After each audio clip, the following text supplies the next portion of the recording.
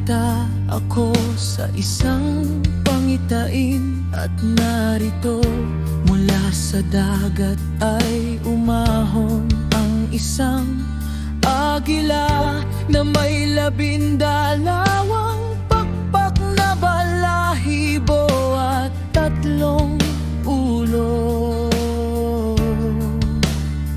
At aking nakita at narito kanyang iniladlad ang kanyang mga pakpak sa buong daigdig, at ang lahat ng hangin ng himpapawid ay umihip sa kanya at nagtipon.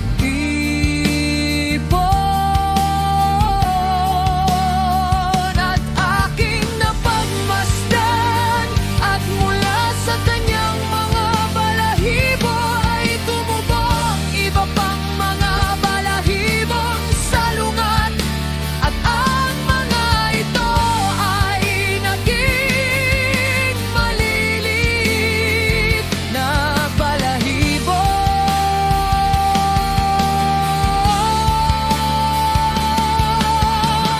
Ngunit ang kanyang mga ulo ay nanatiling tahimik.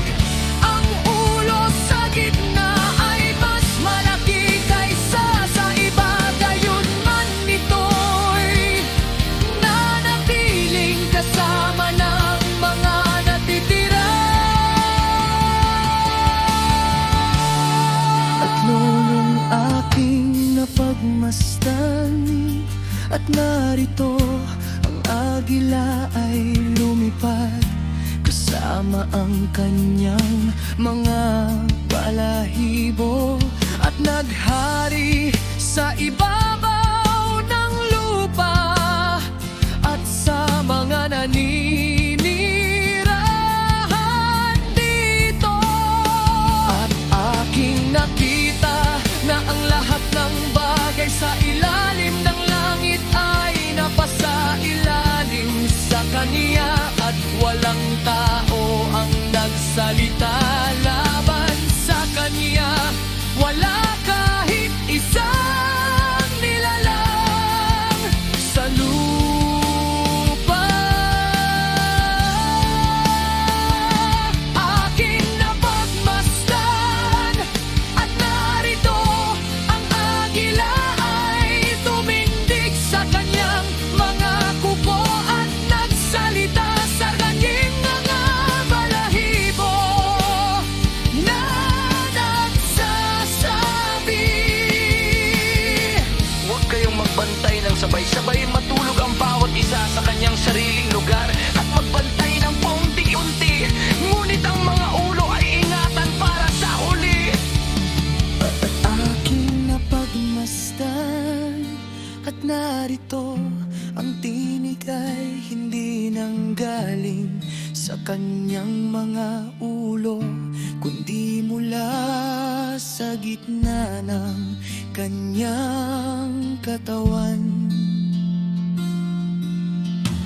At aking pininang ang kanyang mga balahibong salungat, at narito may 8 sa kanila. At aking tiningnan at narito sa kanang bahagi ay umusbong ang isang balahibo at naghari sa buong daigdig, at nangyari na nang ito'y maghari.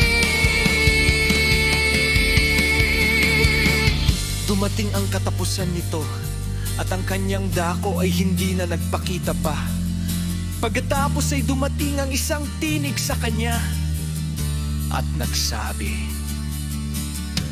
makinig ka, na naghari sa ibabaw ng lupa ng napakatagal.